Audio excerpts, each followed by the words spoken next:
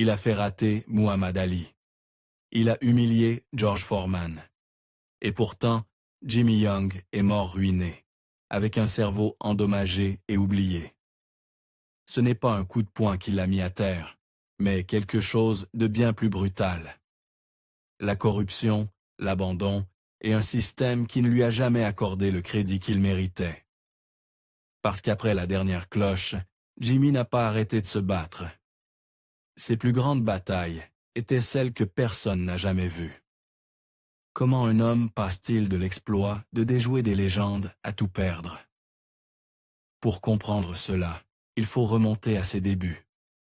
Jimmy Young a grandi dans les rues impitoyables de Philadelphie, où l'espoir ne se contentait pas de disparaître. Il était battu hors de vous. Ce n'était pas juste la pauvreté. C'était une lutte quotidienne pour survivre, entouré par le crime, le bruit et une pression qui écrase la plupart des gamins avant même qu'ils ne commencent à rêver. Il était l'un des 7 enfants entassés dans une maison exiguë où la nourriture était rare, l'intimité inexistante, et chaque jour ressemblait à une guerre entre le chaos et la routine. Dans un tel endroit, les rêves ne mouraient pas seulement. On s'en moquait, l'école n'offrait aucune réponse. Les emplois ordinaires ne promettaient de rien. Mais alors vint la boxe, une lueur de possibilités qui semblait convenir à Young, comme rien d'autre ne l'avait jamais fait. Il a mis les pieds dans une salle de boxe pour la première fois à l'adolescence, attiré par la profonde tradition pugilistique de la ville. Les salles faiblement éclairées de Philadelphie n'avaient rien de glamour, mais elles étaient sacrées. Elles offraient discipline, structure et peut-être, juste peut-être, une issue. C'est là que Jimmy s'est retrouvé, lassant ses gants avant même de vraiment savoir ce qu'il faisait. Dès le premier jour, il était clair qu'il n'était pas comme les autres gamins. Alors que tous les autres arrivaient déchaînés, balançant des coups pour prouver leur dureté, Jimmy était différent. Il était calme, calculateur. Au lieu de lancer des bombes, il les esquivait. Dès le début, son style était différent. La plupart des jeunes boxeurs voulaient en frapper aussi fort que possible. Mais Jimmy était plus intéressé par l'idée de ne pas être touché du tout. Dans un sport bâti sur la brutalité, Jimmy Young a choisi la survie, et ce choix définirait toute sa vie. Mais ne nous voilons pas la face. Son ascension n'était pas une histoire de Cendrillon. C'était une longue et amère lutte à travers les ruelles sombres de la politique de la boxe. Dès le départ, les promoteurs ne voyaient pas en lui un futur champion. Ils voyaient un tremplin, un cheval d'entraînement, un nom à jeter en pâture à leurs étoiles montantes. Quelqu'un d'assez résistant pour tenir quelques rounds, mais pas assez dangereux pour ruiner leur plan. C'était le rôle qu'on attendait de lui. Mais Jimmy n'avait aucune intention de se plier à ce jeu. Même dans la défaite, il faisait douter les espoirs. Des gars comme Ernie Shavers et Ron Lyall arrivaient en pensant à un entraînement de tir. Ce qu'ils obtenaient était une leçon magistrale de frustration. Young esquivait leurs plus gros coups, désamorçait leur puissance et faisait paraître maladroits et confus des hommes connus pour leur destruction. Il n'était pas là pour se bagarrer. Il était là pour disséquer. Sa défense était affûtée comme une lame. Son timing chirurgical. Feinte, roulade d'épaule, angle subtil. Il rendait le chaos maîtrisé. La foule n'appréciait pas toujours. Il ne mettait pas les gars KO, mais le monde de la boxe le remarquait. En coulisses, les initiés savaient que Jimmy Young était l'un des adversaires les plus talentueux techniquement et les plus exaspérants qu'un boxeur pouvait affronter. Il n'était pas flamboyant, il n'était pas bruyant, mais il était intelligent. Et en boxe, cela peut être bien plus dangereux. Son approche défensive était presque scientifique. Dans un sport défini par la brutalité, où la plupart des poids lourds s'appuyaient sur une force écrasante, Jimmy apportait un génie subtil dans le ring. Il se tenait juste à la lisière de la zone de danger, bougeant la tête et les épaules pour que les coups ne rencontrent que l'air. Il utilisait son jab pour tenir les hommes plus grands à distance, puis contre-attaquait avec des droites précises quand il s'engageait trop. Les fans qui appréciaient la boxe technique voyaient le génie dans ce qu'il faisait. Les critiques, en revanche, trouvaient parfois son style ennuyeux parce qu'il ne cherchait pas le knockout. Mais Jimmy se fichait de plaire aux juges ou à la foule. Il se souciait de survivre et de gagner, même si ce n'était pas spectaculaire. Au milieu des années 1970, il avait acquis quelque chose de rare en boxe. Une réputation bâtie non sur le battage médiatique, mais sur des preuves.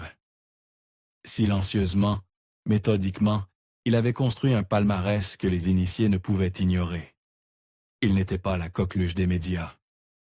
Il n'était pas l'artiste du knockout. Mais demandez à n'importe quel entraîneur qui comprenait vraiment le sport, et il vous dirait que Jimmy Young était un adversaire cauchemardesque. Sa revanche contre Ernie Shavers en disait long. Beaucoup pensaient qu'il avait clairement fait assez pour gagner. Même si les juges ont déclaré un match nul, c'était juste un exemple de plus d'un schéma qui le hantrait.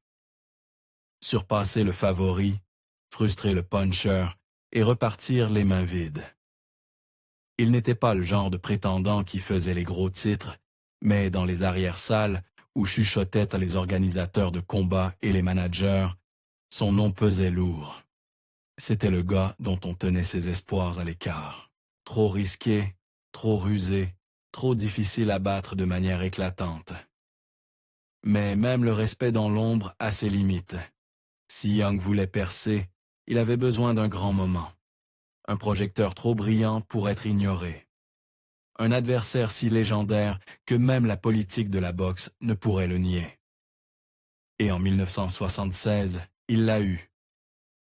Le nom de Jimmy fut mis dans la liste pour un combat contre nul autre que le plus grand lui-même, Muhammad Ali. Ce n'était pas juste un combat. C'était sa chance de se faire valoir. Pour la plupart des gens, Ali était intouchable, un champion déjà devenu une légende. Mais pour Jimmy, c'était le test parfait. Il n'était pas là pour faire de la figuration ou offrir une soirée facile à Ali. Il voulait prouver que son style, son courage et son talent pouvaient tenir tête aux meilleurs boxeurs de la planète. La scène était prête pour un affrontement que personne n'avait vu venir. Cette nuit-là, le monde verrait si l'éclat discret de Jimmy Young pouvait ébranler le plus grand poids lourd de tous les temps. 30 avril 1976. Le Capitol Center dans le Maryland est bondé. Les lumières se sont vives et les yeux du monde sont tournés vers Muhammad Ali, prêt à défendre sa couronne des poids lourds une fois de plus. Mais de l'autre côté du ring se tient Jimmy Young, un homme que la plupart des fans connaissaient à peine, mais que les initiés respectaient discrètement. Ce n'était pas juste une autre défense de titre. C'était la nuit où il montrerait au monde ce qu'était une véritable intelligence dans le ring. Sur le papier, le match-up semblait déséquilibré. Ali, la superstar mondiale, pesait 230 livres. 19 de plus que Young, qui était en condition optimale pour un prétendant de 27 ans. La réputation d'Ali était intouchable, sa confiance légendaire. Young, quant à lui, était le technicien discret, toujours l'outsider, se battant plus pour le respect que pour les gros titres. Mais dès la cloche d'ouverture, il a fait savoir à tout le monde qu'il n'était pas là pour jouer le rôle d'un tremplin. Son plan était simple, mais pas facile. Ne pas laisser Ali dicter le combat. Là où la plupart des challengers tombaient dans le rythme d'Ali, Young refusait de coopérer. Il utilisait un mouvement constant, une garde haute et des contre-attaques précises pour le tenir en échec. Ali lançait ses fameuses de combinaisons, mais les mouvements de tête et les déplacements de Young le faisaient rater encore et encore. Il se retrouvait à frapper dans le vide, visiblement frustré au fil des rounds. Ce qui distinguait vraiment Young cette nuit-là, c'était la manière dont il forçait Ali à sortir de sa zone de confort. Ali aimait laisser ses adversaires venir à lui, puis les punir avec sa vitesse et son timing. Young a renversé la situation, obligeant Ali à le poursuivre et à presser l'action. Quelque chose que le champion devait rarement faire. C'est ce qui était arrivé à Ron Lyall. Et c'est pourquoi Young l'avait battu. Qu'est-ce que cette tactique? Je ne l'avais jamais vue. Pendant une grande partie du combat, Ali semblait confus, voire un peu perdu. La défense de Young n'était pas seulement une question de survie, c'était une question de contrôle. Il esquivait les coups, ripostait avec des rafales rapides, puis se repositionnait avant qu'Ali ne puisse répondre. Selon les rapports d'après-combat, les contre-attaques incessantes de Young ont même laissé Ali avec un tympan perforé. C'était une leçon magistrale de généralship dans le ring. Puis, il y avait sa tactique la plus débattue, baisser la tête très bas, et, lorsqu'il était coincé sur les cordes, glisser son torse à travers elles. Le compte à rebours continue pour le round 12. Comment? Eh bien, ce ne pouvait pas être juste pour l'argent, car lui et Fraser ont livré un sacré combat. Celui-là, c'était Fraser qui l'emportait à la fin du round. Nous parlerons. Certains appelaient ça astucieux, une façon d'empêcher Ali de le travailler au corps à corps. D'autres y voyaient du jeu, peut-être même antisportif. Mais dans un monde où la survie est tout, Young faisait ce qu'il devait faire. L'arbitre intervenait, parfois même en commençant un décompte, mais il ne perdait jamais son sang-froid. Il utilisait tous les outils à sa disposition, et Ali ne parvenait tout simplement pas à résoudre l'énigme. Alors, comment le combat s'est-il terminé? Par une décision unanime, en faveur d'Ali. La foule était stupéfaite. Muhammad Ali obtient une décision unanime en tant que champion du monde des poids lourds, conservant son titre ici à Landover, Maryland. Les scores des juges n'étaient pas seulement discutables. Ils étaient incroyablement larges en faveur d'Ali. La plupart des spectateurs cette nuit-là ne pouvaient pas croire ce qu'ils voyaient. Même l'entraîneur d'Ali, Angelo Dundee, a plus tard déclaré que c'était le pire combat d'Ali. Les fans de boxe ont inondé les stations de télévision de plaintes. Pour beaucoup, il était évident que Jimmy Young avait fait assez pour gagner. Pourtant, la décision a tenu. Ali a conservé son titre et Young est reparti avec rien d'autre que de la frustration et un sentiment croissant que le système n'était pas fait pour des boxeurs comme lui. Il avait surpassé et surclassé le plus grand de tous les temps, seulement pour voir ce moment lui être arraché par des juges qui semblaient plus impressionnés par la légende d'Ali que par ce qui s'était réellement passé sur le ring. Pour Young, ce n'était pas juste une défaite, c'était un tournant. Il avait atteint le sommet pour être repoussé vers le bas. Et alors qu'il se préparait pour son prochain grand combat, le poids de cette injustice commençait à peser de tous côtés. Que se passe-t-il pour un boxeur quand il donne tout pour que les juges lui arrachent la victoire? Les conséquences d'une défaite serrée n'étaient pas juste une ligne de plus sur son palmarès. Elles devenaient un poids qu'il portait partout. Le tribut psychologique de ses défaites sur le fil commençait à se manifester après le combat contre Ali. Mais il atteignit un point de rupture lorsqu'il affronta Ken Norton en novembre 1977.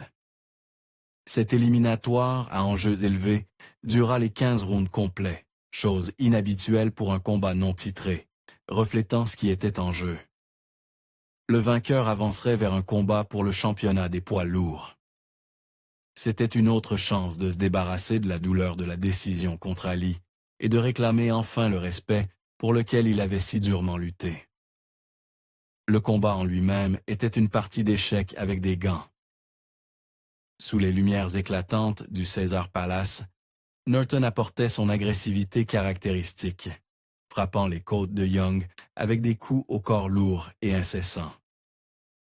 Young, toujours le technicien, boxait intelligemment, attirant Norton sur des droites furtives, esquivant et contre-attaquant avec la précision qui avait frustré tant d'adversaires avant lui. Chaque round était un bras de fer entre la force brute et l'intelligence du ring. Norton avançait, essayant de briser le rythme de Young. Ce dernier restait posé, choisissant ses moments et refusant d'être intimidé. Il n'y avait pas de vainqueur clair au fil des rounds, juste deux hommes engagés dans une bataille de volonté et de style. Quand la cloche finale retentit, les deux boxeurs se tenaient épuisés, attendant le verdict. L'annonce, décision partagée, Ken Norton, frappa comme un coup au ventre. Beaucoup d'observateurs soutinrent que la décision favorisait les coups au corps plutôt que la boxe ce jour-là, soulignant comment les juges semblaient récompenser l'agressivité de Norton plus que la précision et la défense de Young. La foule et les commentateurs étaient divisés.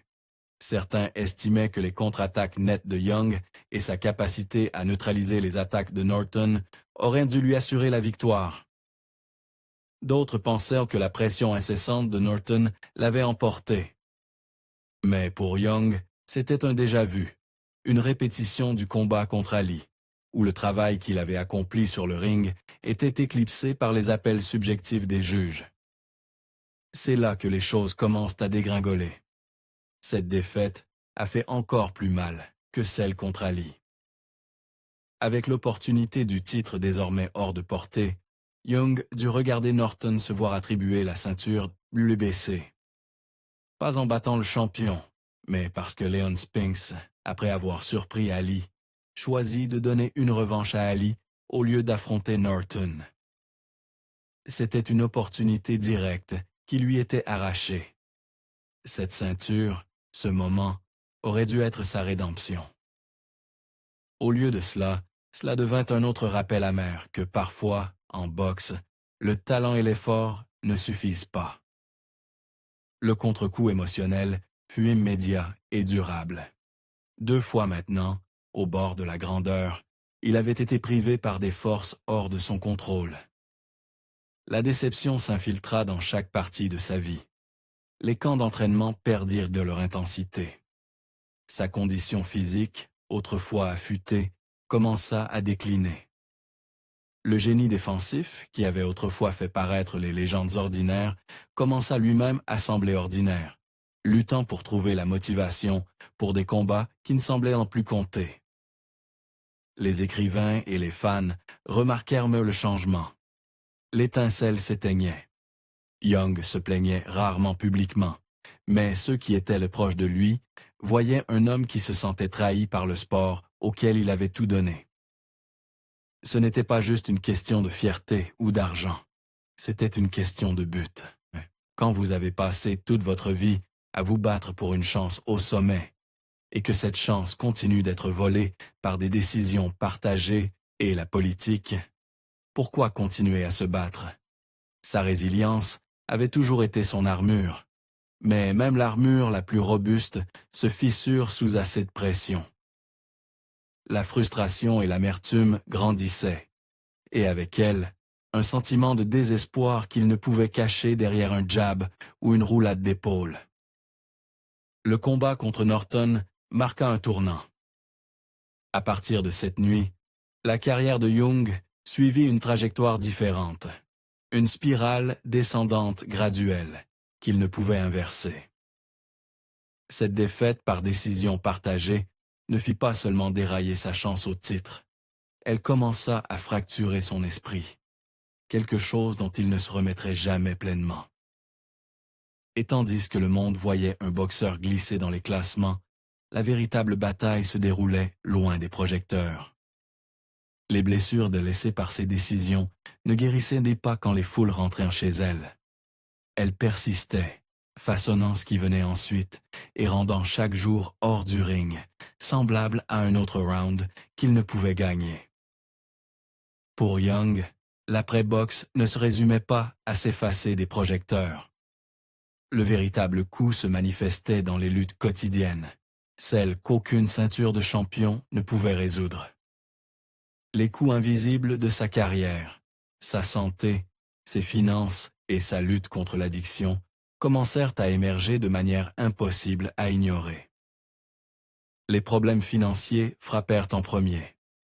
Malgré les combats sur de grandes scènes et les bourses qui auraient dû offrir une sécurité, l'argent s'évanouit Il vivait même parfois sans électricité parce qu'il oubliait simplement de payer ses factures, un signe de son déclin cognitif grandissant.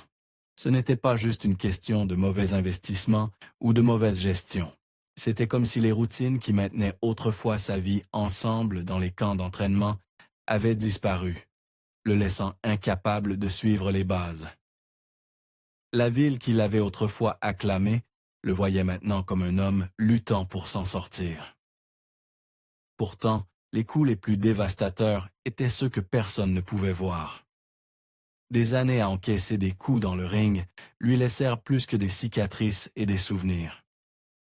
Elles lui laissèrent un cerveau endommagé. Connue à l'époque sous le nom de démence pugilistique, cette blessure cérébrale à apparition lente lui vola sa mémoire et son jugement des années après la dernière cloche. Le CTE ne frappe pas d'un coup. Il s'insinue, souvent une décennie ou plus après le traumatisme. Et pour Jimmy, les signes étaient partout. Il devenait oublieux, confus, et luttait avec des humeurs qui passaient d'une profonde dépression à des éclats de colère. La même discipline qui l'avait autrefois défini commençait à s'effacer. La véritable douleur ne venait pas des coups qu'il avait reçus lors de ses combats célèbres contre des gars comme Ali ou Ken Norton. Elle venait des cicatrices que ces coups avaient laissées derrière eux. Invisibles, mais impossibles à échapper. Après avoir quitté le ring, la structure et la discipline de sa carrière de boxeur disparurent.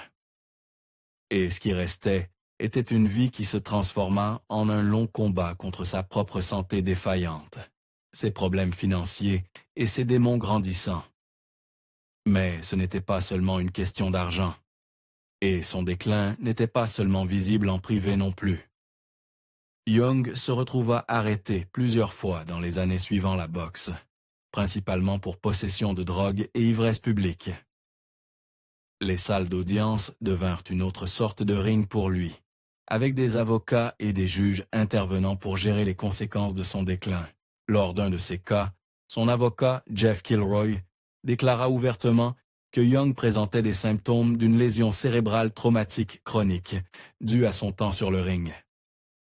Pour Kilroy, le comportement erratique de Jimmy n'était pas seulement criminel.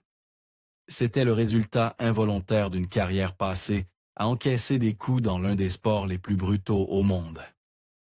La condition s'installa discrètement des années après que les acclamations se furent tues, lui volant sa vivacité, son indépendance et sa capacité à naviguer dans le monde. Les amis et la famille regardaient alors qu'il s'éloignait de l'homme qu'ils se souvenaient. Sa personnalité changeant de manière que seuls ceux qui étaient les plus proches de lui pouvaient vraiment comprendre. Financièrement, les choses étaient tout aussi sombres.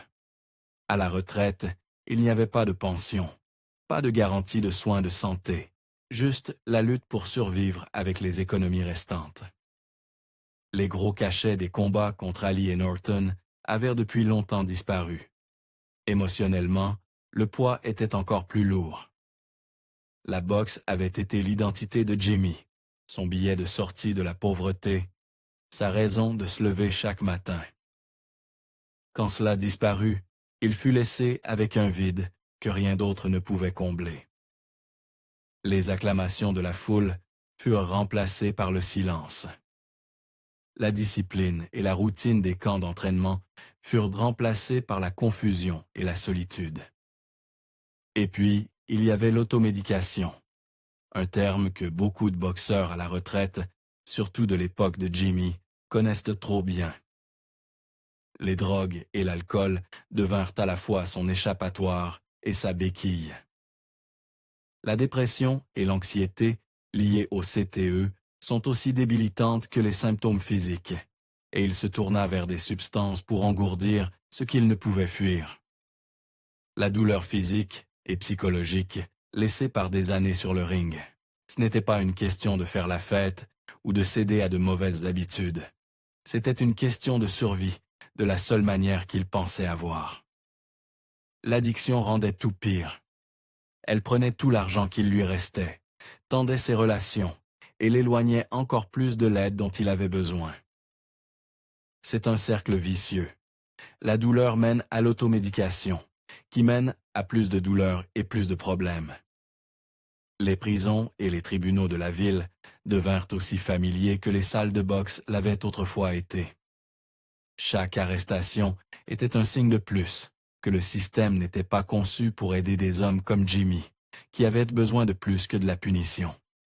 Ils avaient besoin de compréhension et de soutien. Jimmy Young était la preuve vivante des coups invisibles de la boxe, et il n'était pas seul. Les dégâts lui prirent son argent, sa santé et son identité. Son histoire devint un rappel obsédant de ce qui arrive quand une vie de combat vous rattrape. Et quand la boxe, en tant qu'industrie, ne parvient pas à soutenir les siens. Cette souffrance n'était pas un cas isolé.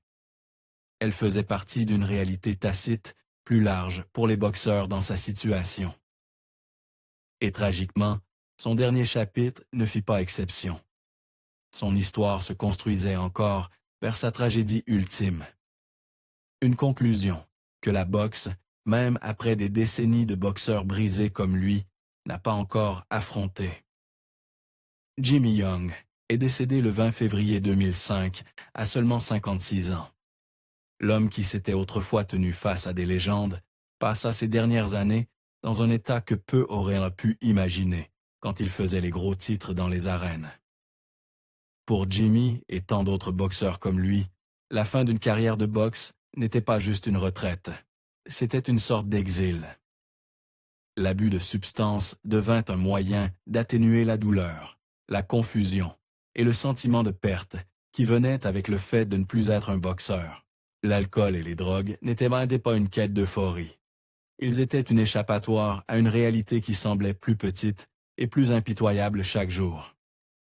Des gens ont essayé d'aider. La Retired Boxers Foundation tendit la main, offrant un soutien juridique et des conseils contre l'addiction. Alex Ramos, un ancien boxeur qui avait combattu ses propres démons, tenta de montrer à Jimmy qu'il y avait un chemin de retour. Il parlait de la fraternité des boxeurs, de la douleur partagée et de l'espoir de rétablissement. Mais le CTE vous vole plus que la mémoire. Il vous prend votre capacité à envisager un avenir pour vous-même.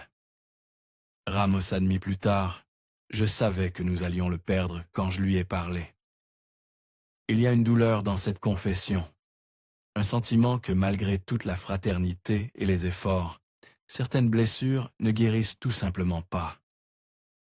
Il décrivit les dernières années de Jimmy avec une sorte de tristesse résignée. Il n'était pas idiot, c'était un combattant, et il est mort en luttant contre une bataille que lui seul connaissait. Cette indépendance obstinée, la qualité même qui le rendait si redoutable sur le ring, devint une barrière en dehors. Il résistait à l'aide, peut-être par fierté, peut-être parce que son esprit ne lui permettait pas de voir à quel point il en avait besoin. Ramos admit plus tard qu'il savait qu'ils allaient perdre Jimmy, comme si l'issue était inévitable bien avant le dernier round. Sa vie ne s'est pas terminée dans un éclat de gloire. Elle s'est terminée discrètement. Le résultat d'années de punition à l'intérieur des cordes et de négligence à l'extérieur. Il n'était pas juste une autre histoire édifiante. Il était la preuve vivante de ce qui arrive quand le système ne protège pas les siens. Son histoire persiste non seulement comme un souvenir de ce qu'il a accompli dans le ring, mais comme un point d'interrogation suspendu au-dessus du sport lui-même. Parce que lorsque la cloche finale retentit et que les lumières s'éteignent, le véritable combat commence souvent. La boxe prend tellement plus qu'elle ne donne, surtout pour les boxeurs comme Jimmy. Sa vie nous rappelle que la cloche finale ne signifie pas que le combat est terminé. Et si le sport ne protège pas ses athlètes, combien d'autres payeront le même prix lourd? Qu'en pensez-vous? Combien de champions de plus seront perdus dans le silence après la dernière cloche? Dites-le nous dans les commentaires ci-dessous. Et si l'histoire de Jimmy vous a touché, n'oubliez pas de liker et de vous abonner pour nous aider à raconter plus d'histoires cachées de combattants. À la prochaine.